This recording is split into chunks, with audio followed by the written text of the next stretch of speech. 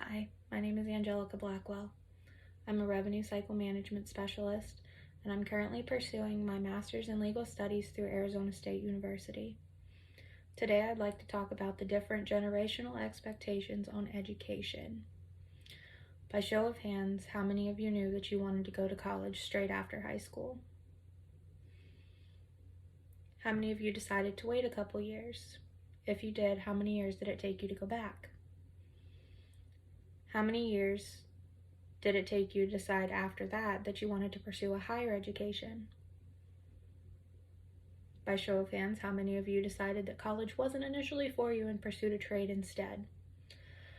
My brother decided college was not for him, and he went the military route. Why? Because my father was in the military.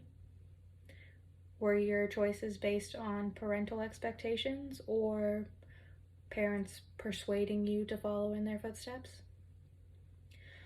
According to a Berkeley study, between 1970 and 1973, only 17% of 29-year-olds had higher than a college degree or a college degree. Between 2009 and 2018, that number doubled. 35% of 29-year-olds surveyed were said to have had college education or higher. According to a study done by Babson College in 2011, 29 million adults were pursuing entrepreneurial pursuits.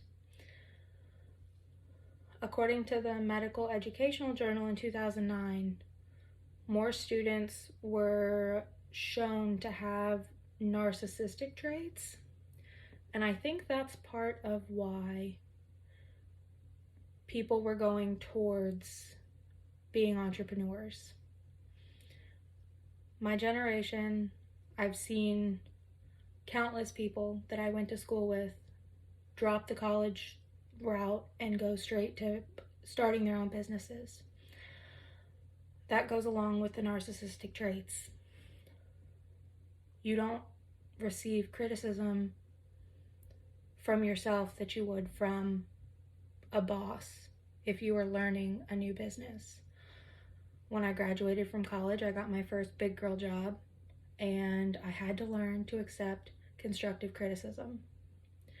Now I know that if I would have gone and started my own business, I would have obviously had to self-critique, but it would not have been nearly as in-depth as some of the criticism I did receive from my first boss. But I do appreciate him for taking a chance on me and showing me the ropes.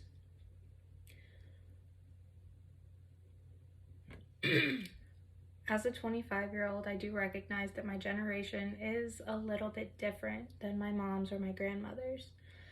My grandfather was in the Air Force and my grandmother was a nurse.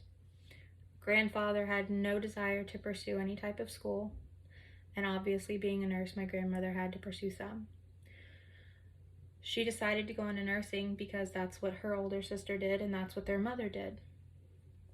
Funny enough, my mom also graduated from high school and decided she wanted to be a nurse for a little while. When she started having kids, she decided that nursing was taking her away from us too much, and she decided to go back to school.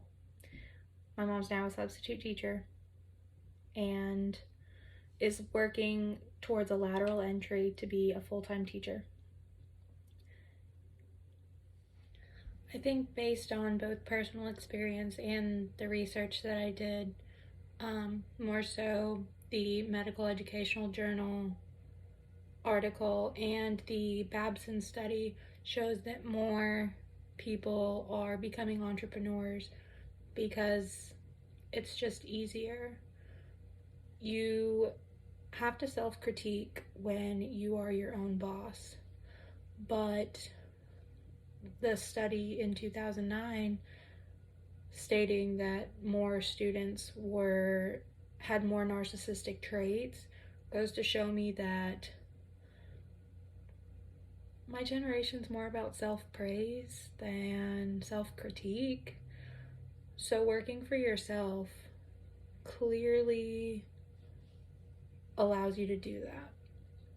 that partnered with the family dynamic change that we've seen over the years, it allows people to pursue higher education and then start families later. We're not having kids as early on as my parents and my grandparents did, but there are still outliers, and I feel like more of those are so self-driven to